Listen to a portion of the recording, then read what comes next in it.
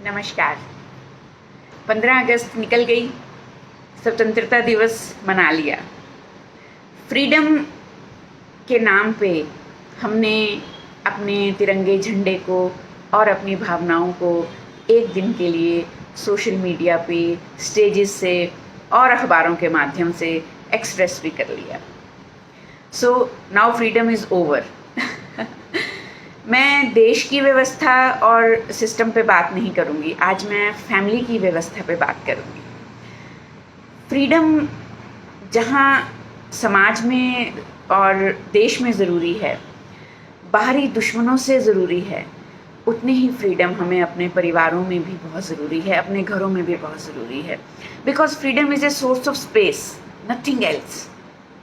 हम अपने दिमाग से सोच सकें, हम अपने फैसले खुद ले सकें, हम सही दिशा चुन सकें, अपनी गलतियों से सीख सकें, हम रिश्तों को एक भाव के साथ निर्भय होकर निभा सकें, जहां हमारे फैमिली मेम्बर्स एक दूसरे की चॉइसेस को, डिसीजंस को ऑनर करें, इर्रिस्पेक्टिव ऑफ एज और negative past experiences. Real freedom क्या है?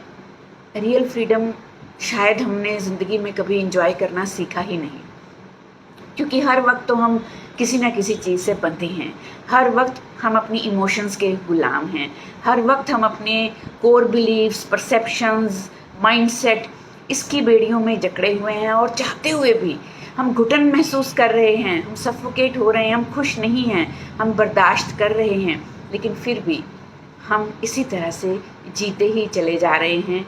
जनरेशन टू जनरेशन्स, पीढ़ियों दर पीढ़ियाँ हमारा सिस्टम जो है वो इसी तरह चल रहा है। केयर के नाम पर एक बहुत बड़ी इमोशन है केयर, जो खासकर बड़ों की तरफ से दिखाई जाती है छोटों को, बच्चे हों, यंगस्टर्स हों, सिबलिंग्स हों, फ्रेंड्स हों, कुछ भी हों। केयर के नाम पे जो कंट्रोल करने की भावना है, वो भी एक सबसे बड़ी जो है वो ऑनरशिप है, वो भी एक गुलामी की फीलिंग देती है, जिसे भी हम कंट्रोल कर रहे हैं केयर के नाम पे। हम एक्सप्रेस करते हैं care in the form of control, और हम अपने कंट्रोल को एक्चुअली केयर का नाम देते हैं। और फैमिलीज़ में ये चीज़ बहुत बहुत ज़्यादा हमें जो है वो देखने को मिलती है, जहाँ आजकल बच्चे जो है वो फैमिली स्ट्रक्चर में इसीलिए खुश नहीं महसूस करते हैं, because everybody says what I feel right is right for you actually. So you think, you do, you act according to what I am telling to you. So मुझे लगता है कि हम अपने बिलीव्स, हम अपनी जो सोच है वो अपनी आने वाली जनरेशन्स के ऊपर थोपे नहीं, हम उन्हें सुने, हम उन्हें समझें, हम उन्हें सपोर्ट करें और हम डिस्कस करें। उनके लॉजिक को समझे बिना हम सिर्फ अपनी पीढ़ियों दर पीढ़ियों की जो सोच है वो उनके ऊपर नहीं लाते। ये सबसे बड़ी फ्रीडम है जो अपनी चॉइस से हम अपने बच्चों को दे सकते हैं।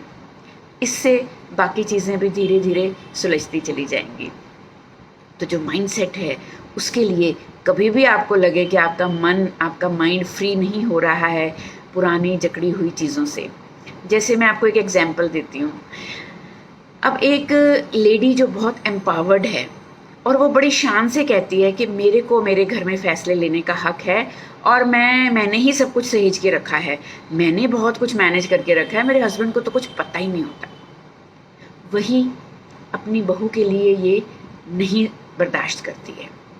सिमिलरली अगर आपने अपनी पुरानी जनरेशन से कुछ पेन, कुछ सफरिंग, कुछ रूढ़िवादी सोच की वजह से आपको घुटन महसूस हो रही है, आपको अपने हस्बैंड का साथ नहीं मिल रहा है, आपको ये लग रहा है कि आपको समझा नहीं जा रहा है, आपको वो सपोर्ट नहीं मिली जो मिलनी चाहिए थी, वो अगर आपकी बहू को मिल रही है या किसी भी और लेडी को फैमिली में मिल रही है, तो वो भी बर्दाश्त नहीं है।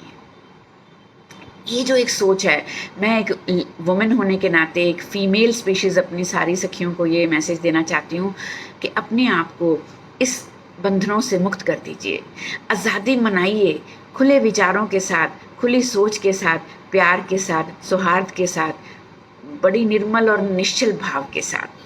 तो स्वस्थ रहिए, व्यस्त रहिए, मस्त रहिए। शुक्रिया। मैं बस आपकी स्वीन सैनी।